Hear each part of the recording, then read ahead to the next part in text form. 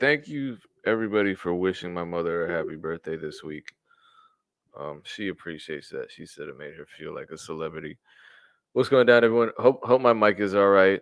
I also want to make sure that my sound card is all right. So if you hear piano right now, please let me know. Did anybody hear that piano? Yes, no. Depending on you guys in the chat. Oh, not Happy Mother's Day, Mother's Day too. It's when your mother's birthday is the week after Mother's Day. It's a lot of gifts, buying, and quality time. Okay, cool. We're all good. Before I get started, and I'm definitely starting, I'm gonna take a sip of my tropical looking drink. It's a very nice color gradation there, color gradient. This is non-alcoholic, by the way. Just there are rumors that I drink live, and I don't even drink when I'm not live. So we're all good. Before I start, this is important, and I'm going to actually read it verbatim. Sydney's in the chat, so she'll post the link. Um, but BeatStars has always taken a stand against racial and ethnic injustice, among other injustices, I should add, and it is no different for the folks of Palestine. It's time we help drive the conversation, spread awareness, and encourage our community to fight for and stand by the people of Palestine. BeatStars is a company whose heart is that of its global community of creators, and your fight is our fight always. Please join the BeatStars community as we dedicate this week to the Free Palestine movement. Follow along on socials at BeatStars on all social media to stay updated, and please join us for our Time to Take Action hashtag Free Palestine event this Friday at 3 p.m. Eastern Standard Time. So tomorrow at the same time as this. Where we will be hearing from the CEO and founder of BeatStars, Abe, and four special guests. To learn more, please visit the link. Beatstars.world/Free Palestine is in the chat as well. So everybody in the chat, there's the link. And shout out to everyone in the chat. There were a lot of early folks. What's going down, everyone? Bufo, King Swisher, Consiglius. Who else is in here? A bunch of people are in here. Mems was early. Bufo, of course. I said your name already, Kane. Sick Sick Cake? Is that how you Sick 8K? How do I say that? How do I pronounce? I'm trying. I'm really trying. Jelmer Beats. Yeah, shout out to everyone. G Life Music. Um so today this was a conversation and a session that I wanted to have completely generated by your questions because I like talking to you, but I also feel like if I'm up here and I'm not talking about and showing the right things that you want me to be showing and talking about, then I'm not doing my job. So um I asked the community what they wanted me to discuss, and I got a whole bunch of questions and comments. So hopefully I can get through the majority of them. Half of them had to do with actually making beats. What's up, Guy Beats? Half of them had to do with making beats. The other half had to do with like marketing and business, that kind of thing. So I'm gonna split this up into two parts. I'm gonna start with the creative music side because the music always comes first. Um, and try to knock some of these out. Cloud9 Music, what's going down? Let me turn my phone back on because I have my Instagram there. And okay, yeah, in Turkish too, actually, I believe. So 8K. I'm just gonna say 8K. I definitely am not fluent in any Slavic language, so sorry about that. Yeah, I have a bunch of questions on the Instagram, but to start with, I just want to make clear that these are just my opinions, and what I'm showing you is my process, and it's not necessarily the best way to do things, and it's certainly not the only way to do things. Um, One of the questions was, "How do I get a play?" Yeah, probably, and I don't know. I got a placement this morning, and it's probably the worst deal ever, and I'll talk about that more. The reason why I signed the worst deal in the history of placements, um, even though I didn't officially sign. Uh, Anyway, it drops tomorrow, so look out for it. It'll be a big record. It's gonna break the internet. It actually is. That's the tragic about it. The tragic part about it. So a lot of questions had to do with stuff like how do I come up with top lines? How do you come up with chords? How do you come up with I'm opening it right now. How did what does your master bus plugin chain look like? How do you make your 808 sound good? My opinion on the arcade VST. Um, the secret of 808 bassline and kick in the same beat.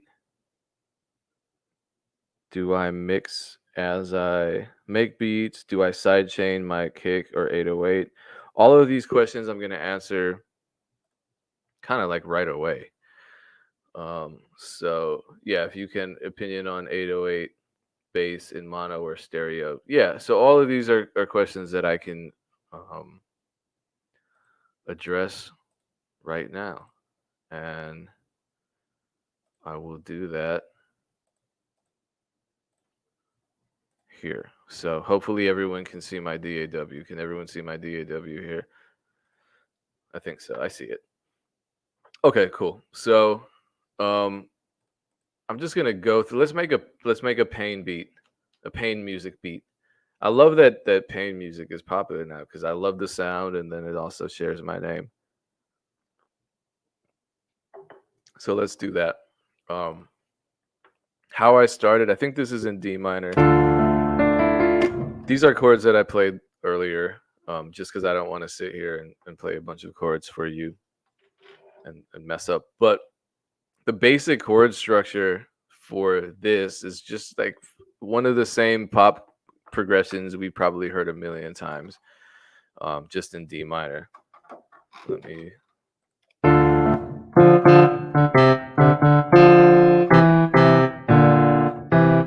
Something like that. I'm playing these keys on the keyboard. They're just really simple chords. And so if you can lay those chords down, and then play with, both hands or program the way that, yes, Rose Gold Beats, this is really actually live. Um, play with both hands. So I'll play, the bass note with my left hand, the D, D. So I'm just basically, I have no secret here. It's just figuring the chords out that sound good, which is just a pop progression. That's kind of what a lot of the pain music is based on.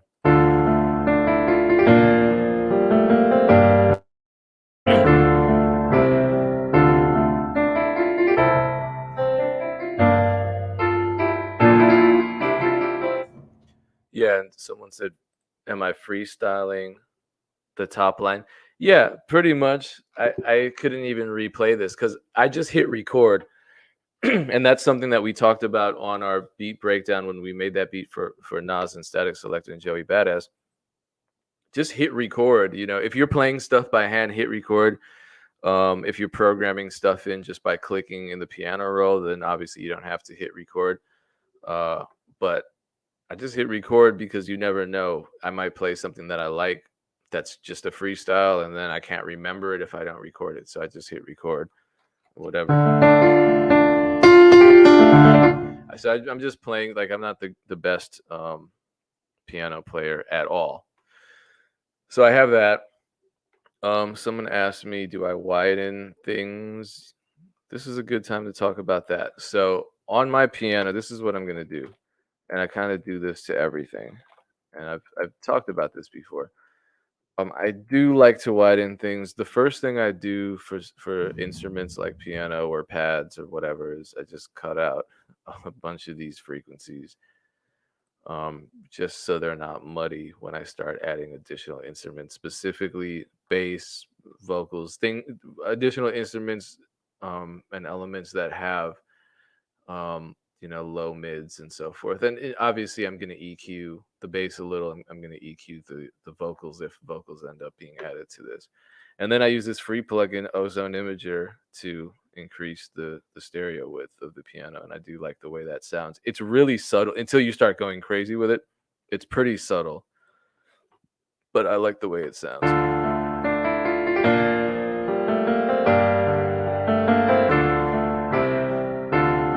Sometimes what I'll do too is I'll play chords and then I'll go into the piano roll and just like add additional stuff in case I don't play things perfectly by hand, which is almost always.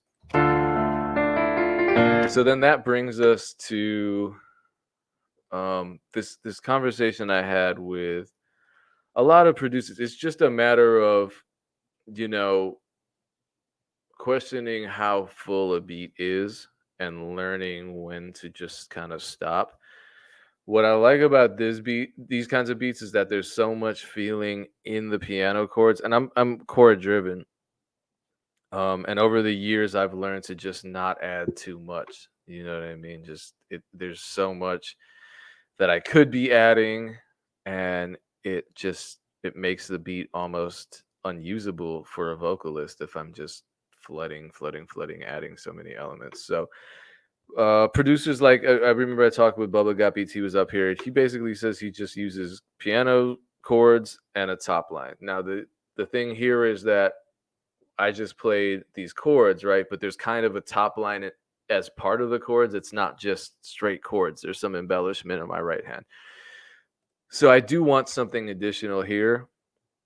And I feel like that has to be something subtle, because if I play another top line, I'm gonna fight with the piano top line, and I don't want to do that. I want to keep it clear.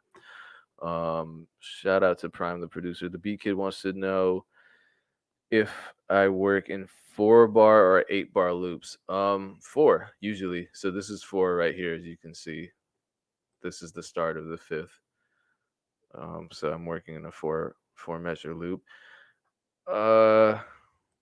If I wanted to get crazy with it, which I do a lot, especially the more soulful beats, I would probably copy and paste this 4-bar loop and then change something on the last measure, like add a diminished chord, or add some tension, something, resolve the chord progression. Anyway, yeah, so I'm gonna not the 808, I'm gonna add some additional melodic element. And someone asked, what do I think about arcade? What do I think about arcade? I like it.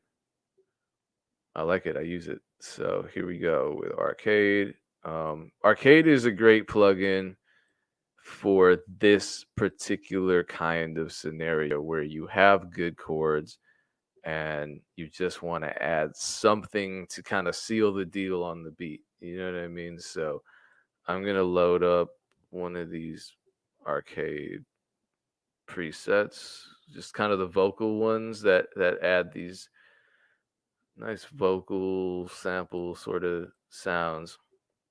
And then obviously you want to tune arcade to your project. And a lot of people have that issue where it's like they don't know what key they're playing in. So I'm gonna tell you right now, I'm in D. I know I'm in D, but if I wasn't sure, I'm gonna play D. I'm in D minor. I'm gonna play a D minor scale over it. Like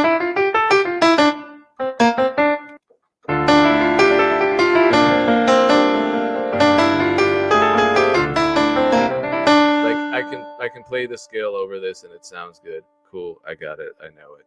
That's the right one.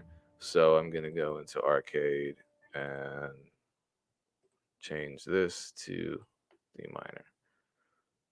And so now I'm locked in. Let's see what this preset sounds like.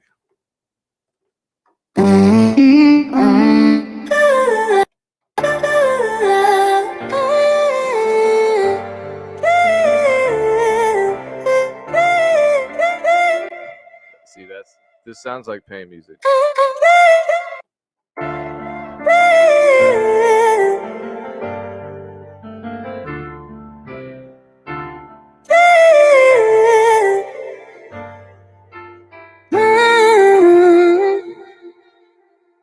Way too much delay. Oh my gosh. The delay does sound cool though. So I'm gonna quantize this because I obviously didn't play it perfectly. and this has to be turned way the F down. So someone asked, "Do I mix my beats as I make them?" Yeah, in like subtle ways. So like I this arcade vocal chop way too loud. Oh my god. So I'm gonna turn that down in the mix.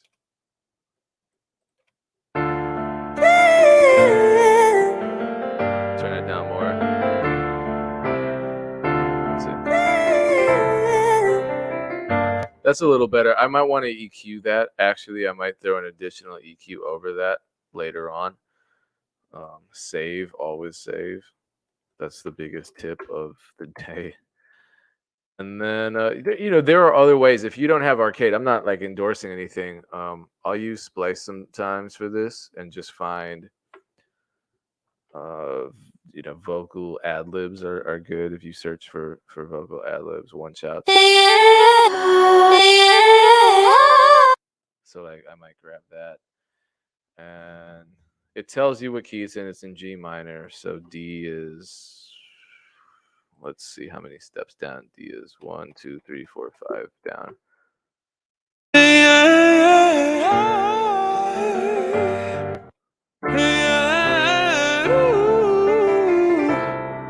Honestly, that sounds good too. I'm not gonna lie.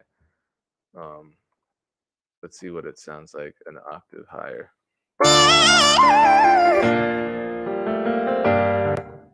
I don't love how chipmunky it is. Actually, here's what I'm gonna do. This is another free plugin that I'm gonna tell you about. Let me find it quick. It's called Pitch Proof.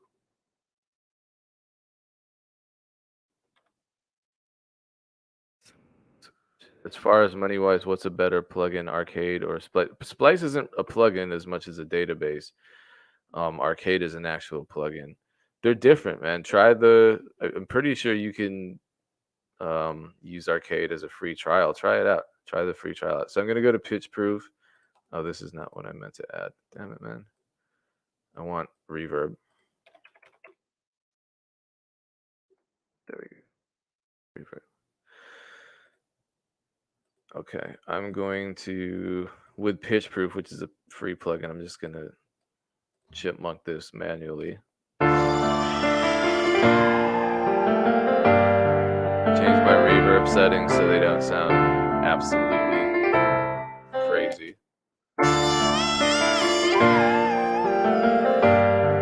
So this is like one way to achieve a similar effect.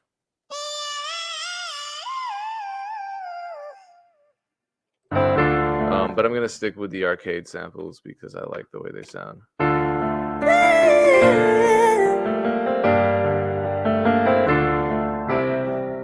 Okay, so I got that. Some people start with drums. I just don't. So now this is important. Very important. The sub bass. I call it sub bass. Everyone else calls it 808s. I just want to be technical because 808s. That's a brand name owned by what do you call it? Roland. So tuning your sub bass, tuning your 808s, whatever we're calling them, is a challenge for a lot of people because those sub frequencies are so low. It's hard for your ear to tell whether or not you're actually in the right key. So what I will do is I'll just automatically start at an octave higher. So I'm gonna start with my sub bass at an octave higher. So it's way up there.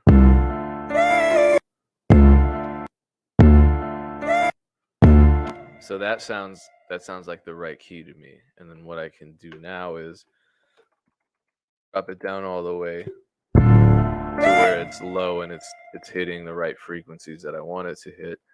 But I know that it's in the right key because my ear is not going to be deceiving me at a higher register. So I'm going to figure out what the next one is. I'm going to go back up. I know it descends, so let's try down a couple. Oh, that's right. Let's try down a couple again. There we go.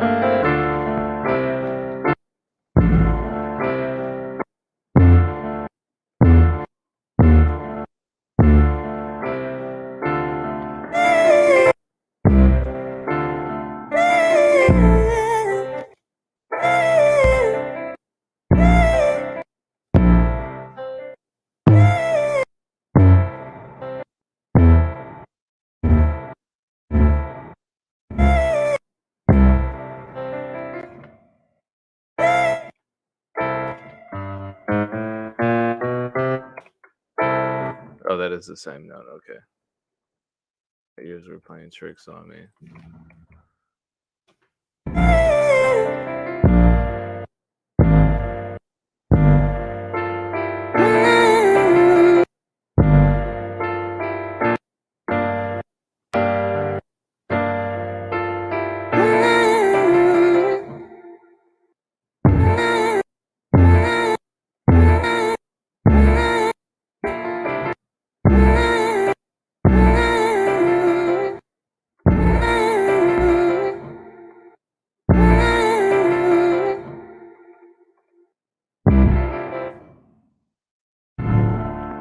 Okay, so now I have a really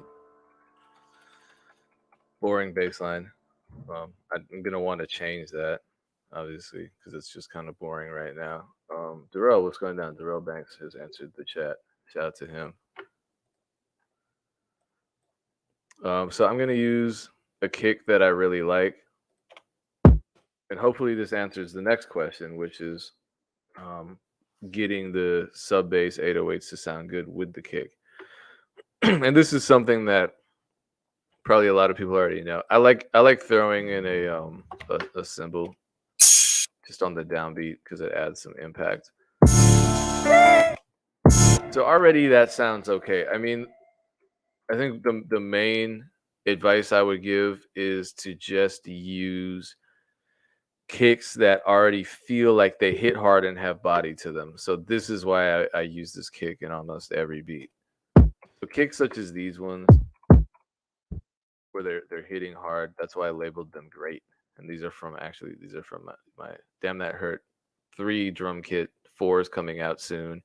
I feel like those kicks are gonna even hit harder. So I can't wait to finish that kit so I can use them in my own beats. But what I'm gonna do is I'm gonna soft clip the kick. First of all, we talked about this. I'm gonna cut out the frequencies in the sub bass around where the kick hits. That sounds good to me. Also, what you can do is I'm not gonna sidechain. You can sidechain, definitely. You can sidechain your sub bass to your kick, but you could also create like these initial fades so that it's kind of doing the same basic thing with regard to sidechaining. And now you're getting the full impact of the kick and the full impact of the bass. It's just happening a little later. So it allows the kick to be dominant right at the very beginning, and then the sub bass kind of swells out. So to me, that sounds good, but I'm going to take it a step further. I'm going to send just my kick and my cymbal to a soft clipper bus. And this is the free soft clipper. It's called Clip Max. You just get it, install it, click soft, and now you're soft clipping. And I love the way that sounds. Actually, what I need to be doing is actually clipping. So I'm going to turn my kick way up and clip. Now it really hits hard. And it's not clipping in the master, it's just clipping on the channel, which is fine. Because then I can just, all I have to do is this is the bus. And as you can see, the bus isn't even hitting 0. So I just turn the bus down. But I get that impact of a clipping kick, which I love the sound of. And now we got it, but we're not actually clipping. So life is good. Life is good. What does soft clip do? It limits, but it's not. If I were to throw an actual limiter on this kick, it would neuter it. It wouldn't sound as powerful. The soft clipper just kind of allows it to, I guess, softly clip without actually creating distortion or actual clipping in the master bus. And someone who's smarter than me can explain this in the chat, I'm sure. Anybody? Someone can Google it. I don't know technically what it does, but I like the sound. So we have that. And honestly, I don't want to get super deep into the whole production process unless you want me to just continue going with this beat. I guess I could add some stuff. And the thing is with me, I don't actually use anything on the master bus ever. I always just kind of like master with the typical, like L2 and stuff that everybody uses in um in a wave editor. I use SoundForge, the super old version. But I'll show you. Let me open up a whole beat that I made recently, and you can kind of see what I use on my drum bus. That was another question people wanted to know, how I mix drums. Yeah, we could do multiple hour sessions on this. That's why in the future I will, but I just do it one week at a time. But next week I'm gonna have a guest again. So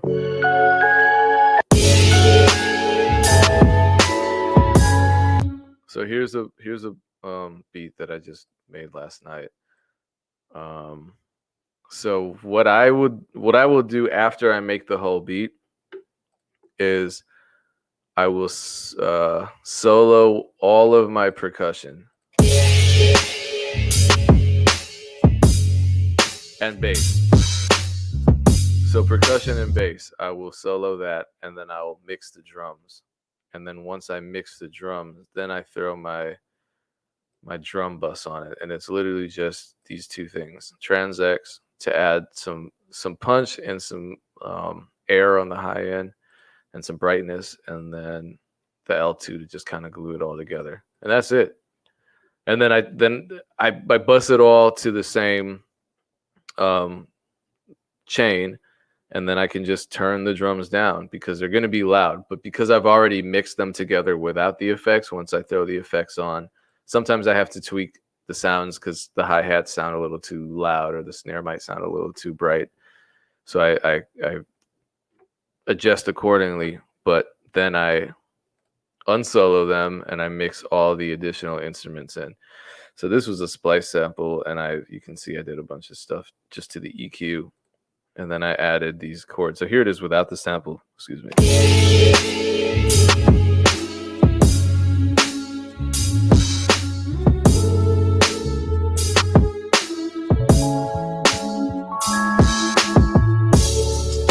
So I mean, it sounds like a beat in and of itself without the sample, but when I bring the sample in, it sounds more complete. But yeah, I have all these instruments on here. So like Rhodes, I'm cutting out a bunch of the low frequencies on. This is the bass line. I'm cutting out some of the super lows, and I'm notching the bass where the kick hits so that the bass and the kick aren't fighting. And then I'm also using L2 just to keep it compressed a little bit. So that's really that. I'm gonna keep asking questions. If you have more questions, especially about the actual beat making process, I have my DAW open, so we're good. But someone asked me what my favorite drum kits are. Well, they said best quality drum kits. I use my drum kit a lot. I really like Darrell Banks drum kits. The 4 kits that I use all the time. My kit for the kick, Damn That Hurt 3. Big White Beats Pro Mix Volume 2, also for the kicks. I like Cody's snares and claps. Okay, 5, I lied. The other one I use is Decap Drums That Knock for the hi-hats. Amazing hi-hats. And then any kit by Darrell Banks. 3 of them are free. They're called The Vault. Darrell, I don't know if you can actually post a link in the chat, but just Google Darrell Banks The Vault, and you'll get his free drum kits. I use his hi-hat loops all the time. Oh yeah, Bufo, you're right. Dream Life's the purple pack. I use that too. So I'm just lying through my teeth. Those are the 6 kits that I use, that I consistently use like every single day. Do I keep the sub bass in mono or stereo? Let's go back and look. I'm pretty sure it's in mono, but let me look. Because there's no reason to keep your low frequencies. There's no reason for the bass to be stereo because bass is not a stereo instrument unless you have some very specific artistic reason for that. Yeah, as you can see, this is a mono track compared to, let me bring in a stereo track so you can kind of see the difference. Oh, I don't want to show my samples. Hold on. Let's see. What are these melodic loops? Yeah, so this is a stereo track. You can see the 2 channels. Mono is just a single channel. Oh wait, maybe that is stereo. But either way, I just kind of use them as they're given to me. So what I do though when I master is that I specifically narrow the and I don't want to talk much about mastering because that's really outside of my pay grade. I will narrow the lower frequencies and widen the higher frequencies, and that's something that, because the bass should feel tight and in the middle. But when I bounce the complete work, it's in stereo. Absolutely. Yeah. I don't do much technical stuff with all this. I make the beat, it sounds good, it's not clipping, I master it, I throw it up. Here's another thing that I do. This might make some people's heads explode. Sorry. So if anyone's like an engineer audiophile, so I really do apologize for this. But when I put my beats on YouTube, when I'm making like my YouTube beat videos, I turn the beat way up. I do this for 2 reasons. One, because it hopefully it discourages people from using the YouTube versions, because I don't want you ripping my YouTube beats off of YouTube and recording to those, because they're going to be low quality no matter what. I'd rather you get it from my store, even if it's the free version.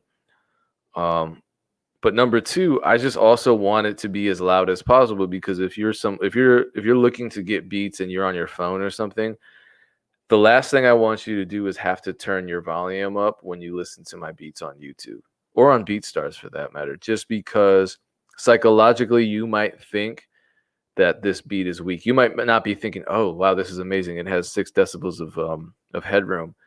You're probably going to think, "Damn, I got to turn the volume up on this." Trust me, a lot of us aren't thinking in terms of how an engineer thinks when we're just listening to beats. Whether you're a rapper, whether you're a producer, whether you're a singer, you just want that beat to make an impact on you. So for me, it's kind of like a safety net and whatever. Yeah, Ink Sounds, I let it go over 0 dB for YouTube. I let it go up to 1 over, just because, again, like I said, I don't care if it distorts a little on YouTube. You shouldn't be using YouTube beats to record to, in my opinion. You should get the higher quality version directly from the producer's site. And number 2, I just want my sound to be loud. So when someone plays it, it's loud, it feels powerful. So psychologically, they think this beat is hard. I'm gonna get this beat.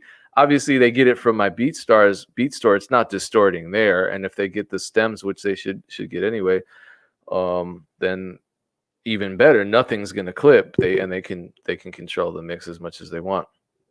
So cool. That's where I stand on the whole clipping conversation. Let me get into some more questions. Obviously, you can continue asking questions online. I just definitely want to talk about non-musical questions. So, best advice on getting your mixes right for a bedroom producer: just a PC and speakers, no interface. Yikes. I think referencing would be the best. And this is a question from KXNIL on Twitter. Or on Instagram, my bad. Yeah, I think just referencing and comparing your mixes to others. The problem is, if you're comparing like your beat to a Drake song, the Drake song is mastered already. So you might want to compare your beats to other instrumental versions. um, other internet producers, that kind of thing, and just kind of hear what it is that needs to change with your beat. Because even if you're not using the best equipment, you can still get an idea of how loud a kick should be, or how loud a snare should be, or how instruments are panned, and that to me is really the most helpful thing beyond having a bunch of monitors. Having monitors and having a sub, and having good headphones, all of those things will help. But ultimately, you still have to learn um, how those headphones and how those monitors and how that sub processes sound. So by doing by and to do that, you want to listen to a bunch of well mixed music so you can in your head understand how your equipment works and what actually sounds good in your equipment, how a good mix sounds in my monitors. And then I compare that mix to what I'm making, and then I make adjustments that way. I think that's honestly the most important thing to do, because not only are you learning your equipment better, but you're also training your ear. It's just a habit. You get your ears in the habit of identifying what makes a good mix. What are some of your pre-session practices to get ready to produce? I don't know. I exercise in the morning, and I check my email and get that all out of the way so that my head's clear when I start making beats. Because if I'm thinking about emails and I'm thinking about all the other stuff that I have to do that doesn't have to do with making beats, then it might ruin my mental state a little bit. Do you export vocals and mix them separately from the beat? Sometimes. I'd rather actually mix vocals inside of the beat, but at the same time, I'm not an engineer, so I shouldn't speak on this. Oh, here are some questions about, and these are all good questions that a lot of people probably have about the business part. What beat gets uploaded to BMI? The producer's beat, the artist's master recording, or both? The answer is none of the above. If you are registering a song with a PRO like BMI or ASCAP or STEM or STEM or whoever, you do not upload any music. It's all metadata. And that's why having the right data is so important. And that involves having the right IPI numbers, the right names for everybody that was a creator of that song, the ISRC if you have it, the name of the album, all that. You got to get the data right when you answer it in. Otherwise, it's going to be harder for the PROs to find the money and collect it and pay you for it. And that's actually harder than it seems. Scholar YIAM, I don't want to mispronounce that, asks, as a producer, what are the benefits of registering with copyright.gov? Read the copyright.gov FAQ. A lot of producers don't know that the second they make their beat, they automatically are the owners of the copyright to that beat. They don't actually have to register it with copyright.gov. They're automatically protected. Now, there are benefits to registering it formally on copyright.gov, and those benefits are really only applicable if you're suing somebody. I don't mean if you're filing a DMCA. You can file a DMCA without a registration. You can send a cease and desist letter without an application. But if you're actually litigating, which is very serious and very expensive, then you do need to have your copyright formally registered. So read copyright.gov. Don't trust what I'm saying. Get it directly from the source. Copyright.gov, that's the official government website that can explain to you all of that stuff. And hopefully you never find yourself in that situation. I don't think you will. Litigation is very rare. What if a person you made a song with doesn't have a PRO? Great question. What you can do is you can register their percentage to an unknown writer, unknown publisher. your PRO will have that option in the drop down menu.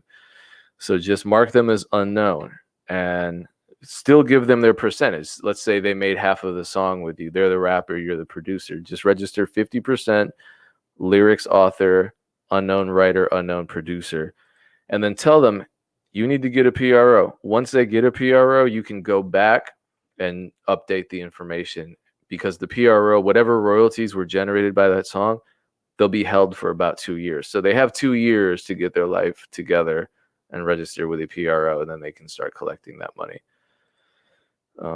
Producers sleeping on, oh yeah, true. Tundra just did that, and he went viral with it. Britney Spears, Kylie Jenner, like that's real viral success. A PRO is a, let's see, ASCAP is a PRO. They call it a performance rights organization. It is a organization that collects performance royalties and pays it out to owners of compositions. So when people talk about publishing, that falls under the composition copyright, and that's what pays out. Composition copyright is what generates the performance royalties to people who own that. What's my favorite sound in rap right now? All of the above. I like everything. Yep, it's true. It's absolutely true. Is this a question? Can split percentages change after a placement has been released for months?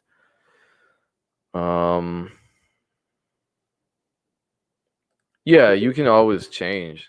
Sure. You can change anything. You just need everyone to be on the same page and agree to it. Yeah, you can change that stuff. Let me check. Where is my...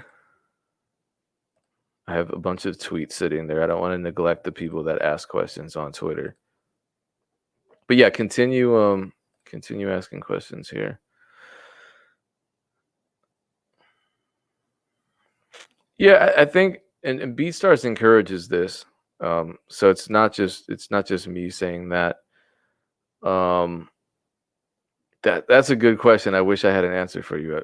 I'll look it up, but maybe ask a lawyer or something. But as far as this question goes, BeatStars has always encouraged its users to upload to multiple channels, including SoundCloud, YouTube, and Audio Mac, and so forth. So if you find an emerging platform that you can release beats to, that's going to generate traffic to your BeatStars store, because I know on RapChat you can put your BeatStars link in your profile. So if someone really likes a beat, they can just click that link in the profile and get it on your store. So yeah, the more eyes and ears on that are on your beats, the better. From an artist standpoint, if I made a song, I was looking to make sure the beat maker gets paid because I can't find them. Does that work the same? Yes. But it's weird in the age of Google. Like if you got a beat and you know that it's from DJ Pain 1, there's no excuse, because all you would have to do is Google my name and I would come up. So I don't know. Should I get an LLC even if I don't make consistent sales yet? I'm not going to answer that question because that's more for an accountant. State by state, the benefits of LLCs and the costs of LLCs vary. So I have an LLC. I didn't have it for a really long time. It's a way to protect personal assets. So I don't think it's ever a bad move to make, but it might not always be worth the cost. That's all. Let's see. I just got my BMI account and I sell the beat. The artist wants to do 50-50 publishing. No. You don't upload anything. So back, someone already asked this question. What do you upload? You don't upload anything. You don't upload anything. You need metadata. You need the title of the song. You need the artist name. You need the ISRC. You don't need it, but it'll help. You need the length of the song. That would help. You need the IPI numbers of all the writers involved. and then you register it. And if the artist says that they registered it, you can always go into BMI and search their database. Oh, no, this is something else. You can go to BMI and search their database to see if it was actually registered. So, like, for example, I work with Ted Park a lot. Let's see if he's registered. I think he's with BMI. Let's see if he's registering songs. Okay, like I produced this. So there's my name, and it says that I am with ASCAP. I'm getting 50%. So he registered it correctly. So you can search these databases and make sure. Oh, damn, my bad. I didn't share my screen, did I? Let me share my screen.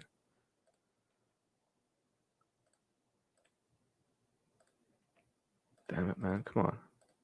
What am I doing wrong? My computer's freezing. Sorry. StreamYard is freezing, but I'm going to show you exactly what that that screen looks like if my screen ever unfreezes. Wow, this is bad. This is really bad.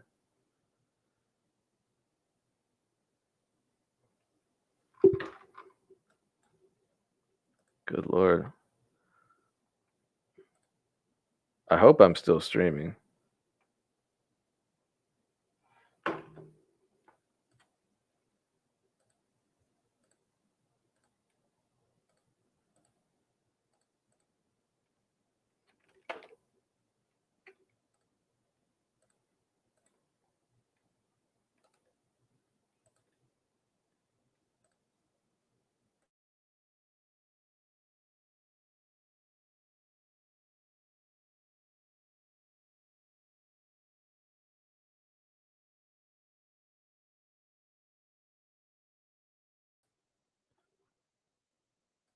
All right, I'm back. I don't know what was going on. I'm gonna share my screen and get back into BMI. I think it's just BMI.com. So right up here, and all of the PROs have that. So like ASCAP has this too. It's called ACE. So down on repertory, you can. Oh, now it's called SongView. They changed it to SongView. So it's the same thing in both. If you search SongView, so I searched for Ted Park, and I just wanted to see, like let's say he said, yeah, yeah, this is our big song. He said, yeah, yeah, I registered it. Don't worry, I can verify. And yeah, there I am. So you can verify this with people uh, who you're working with and make sure. And if they haven't registered it, then yeah, cool, whatever. You just register it. That's all. Let me get to the Twitter questions that I said I would get to, and I still haven't. But keep asking questions. We have a couple minutes left. I can stay over a little. I do want to go see my mother for her birthday for like the third time this week, but I love her. So here we go. Let's see what Twitter has for me. This is just a nice comment. Shout out to Jalen. The fact that she and Lucian have been on 4 times really means a lot. Um, Here's a good question. I'd like to distribute a song made on my beat and sell it on BeatStars and on my channel on YouTube. Is this possible? Yeah, it's absolutely possible. As we all know, as producers, there's always going to be some kind of weird thing that comes up with Content ID and the claims with these DSPs. They haven't figured it out yet, but you got to figure um, if you're selling a beat on BeatStars and it's on your YouTube channel, and on top of it, people are licensing that beat and then uploading the song to both YouTube and to Spotify and all the other platforms, you can do the same thing. So your drum fills. Oh, I didn't talk about the drum fills. Okay, how to get more engagement on BeatStars. Um, I think this ties into the question that someone asked earlier about uploading beats to multiple channels. The way I look at it is like this. I can make a website, right? I can say I'm a painter. I can get an Etsy website. I can get an eBay website. I can put all my paintings up for sale. But if nobody is actually coming to my website, I'm not going to sell any paintings. How do I sell paintings? There are a million different ways. So I would encourage you to watch all of the lives that BeatStars has to offer. Take advantage of all of the opportunities on the BeatStars opportunities page, so playlisting, all that kind of stuff, and then also watch all the archived episodes of this um, program, the MEC, because every Thursday I have producers on here telling you exactly how they got traffic to their pages. Some of that's YouTube SEO, some of that is paid advertisements, some of that is Instagram posts, this and that, contests. There are just so many ways, but you just have to find the way that feels good to you and that works for you and that makes sense with your branding, you know. Um, but there are so many ways. It's just that you can't expect your catalog to sell itself always. That's usually not how it works. Um, this is a good question. As far as marketing, let's say you're a producer who has been making music for years. You know your music is good. Well, you should feel that your music is good, but we can't always know. I think that's a different conversation. You have not gotten into selling beats yet, but want to start. What would be the best way to start marketing your beats? I think good beats are good marketing tools if the beats are good. I also think having a good amount in your catalog of beats, 50 to 100 is a really good number to start selling bulk deals. And I think that it goes back to what I just said about marketing, just getting traffic areas that make sense for your brand. I feel like I've talked about a lot of these things. How do you maximize your beat output while keeping it at the best quality possible? I think this is a good question because a lot of people get burned out making beats. I love making beats. I've not felt burnt out in I don't know how long. Um, I think what's beautiful about making beats nowadays is that one, you can collaborate with somebody pretty much at any time. So if you feel like you're out of ideas, go online, make some friends in the chat here and say, "Hey, send me some ideas. I want to collab. Let's make a beat together." And now you're inspired. You can go on Splice and get a sample. You can go on the sample lab and buy an amazing pack of samples. Um, there are just a million different ways. Uh,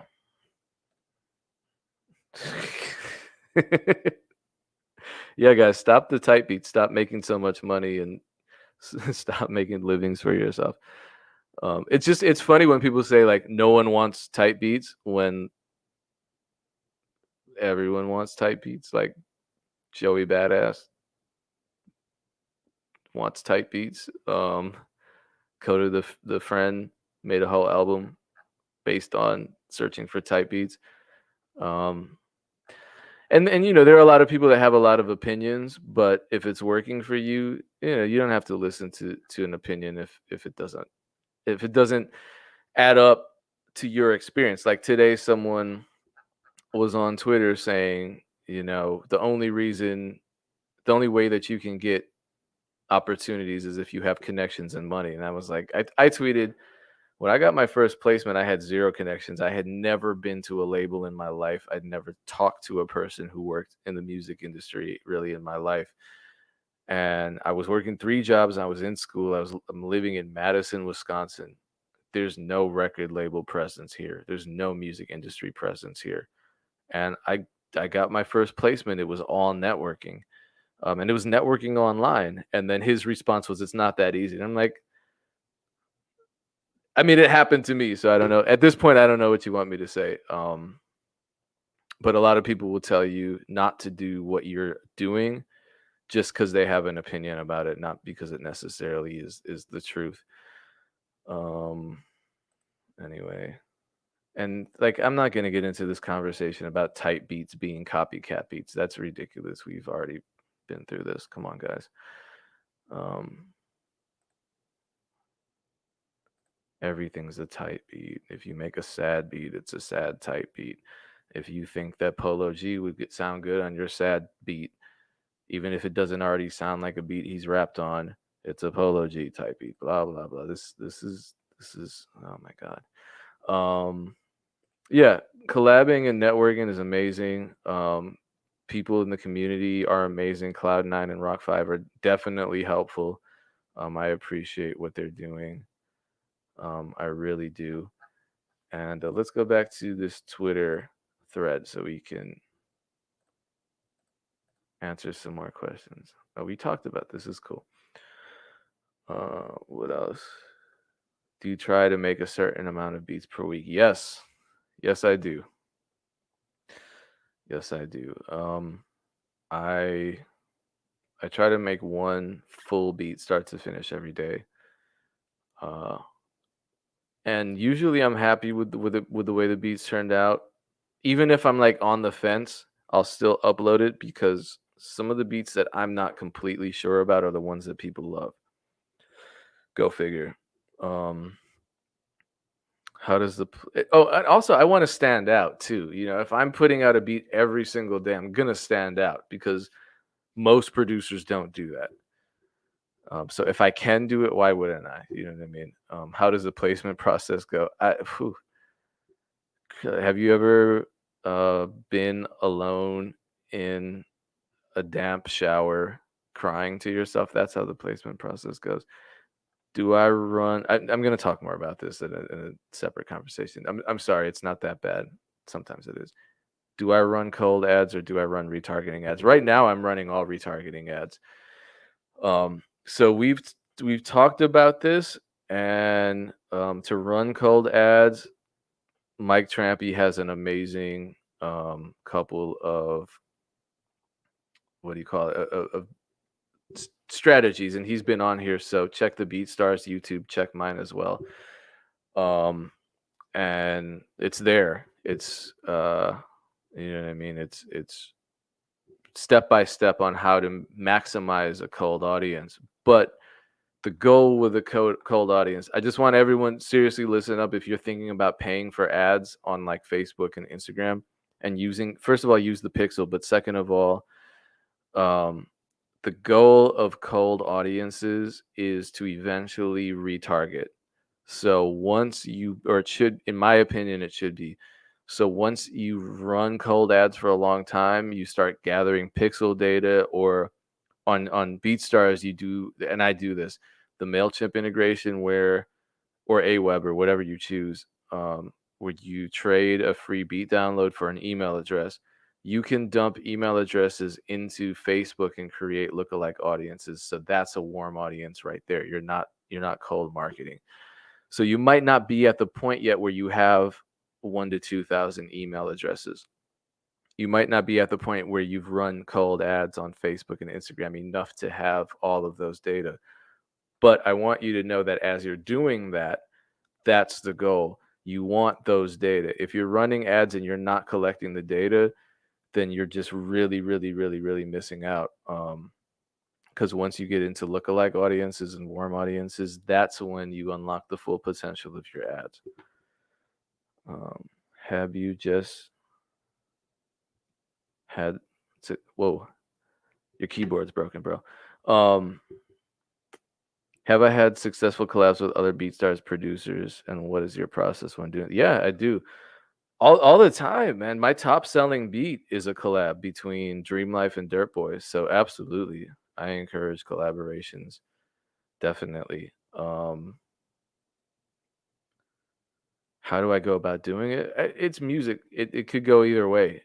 Sometimes it's a composition I make. Sometimes it's a composition Dream Life and I make together, and then one of us resamples it and makes a new beat out of it. Sometimes somebody just sends me a zip file full of stems, and we make a beat that way. There are a lot of different ways. How long did it take to get? I don't know, man. I started YouTube in 2006, and I wasn't thinking long term, so I really made a lot of mistakes. Don't be like me in 2006, please. I got that same problem. Is there a way to obtain a producer's publishing IPI without directly contacting them? Yes, I will show you how. The issue with that is you have to know what PRO they're associated with. So you're not always going to know that.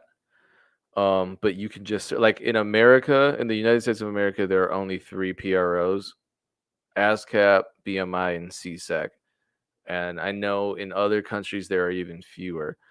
So if you know what country they're in, you can search those PROs, their databases. So like, let's say you didn't know mine, right? You did not know my information, and I'm not responding to your emails because I'm a jerk. You would just search for a writer, and you would look up my name because no one else has my name really. And then, well, look at that. Two other people have my name. This is me here.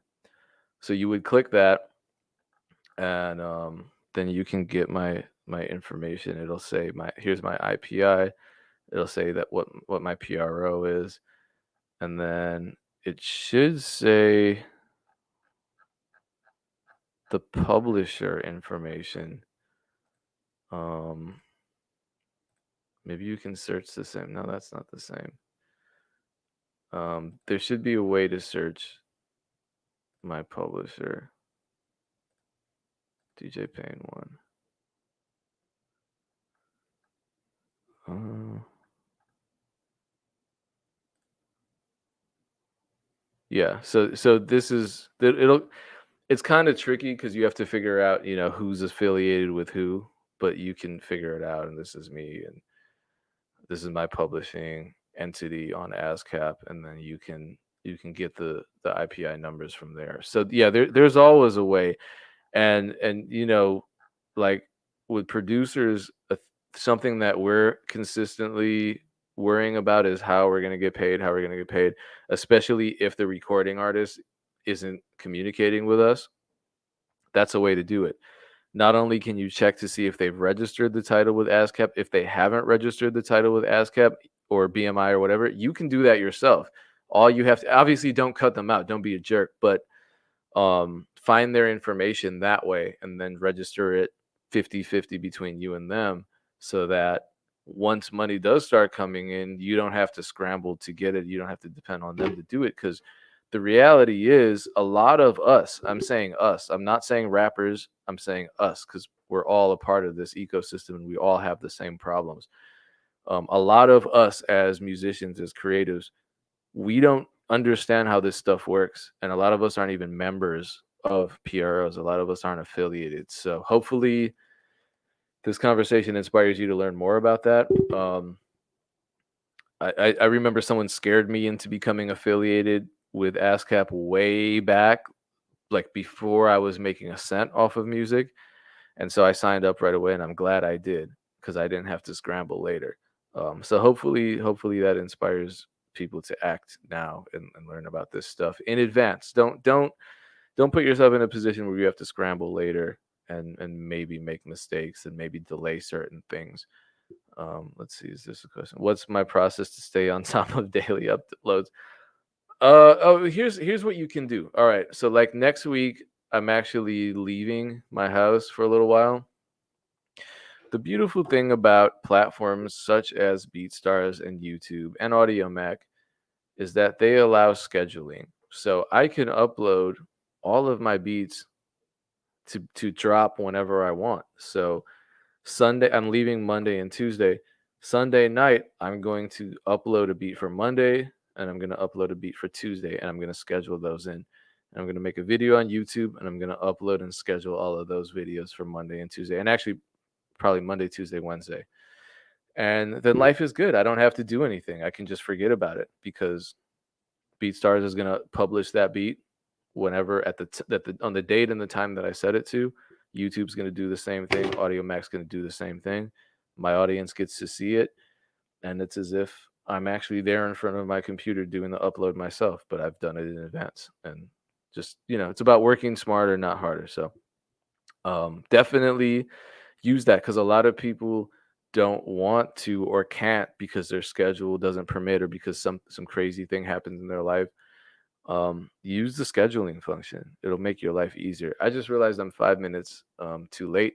So I'm gonna say goodbye to everybody. Appreciate all of you. I'll be back same time, same place next week for another live Q&A. Um, does Audio Mac help? I mean, potentially anything helps with sales. Audio Mac allows you to link back to your BeatStars page too. So, like I said earlier, find platforms, experiment with platforms, and send that traffic back to your BeatStars store. And if it works, it works, right? Cool, man. Peace, everybody. Catch you next week. Monday will be Dame 3 p.m. Thursday will be me 3 p.m. And I will see you then. Peace.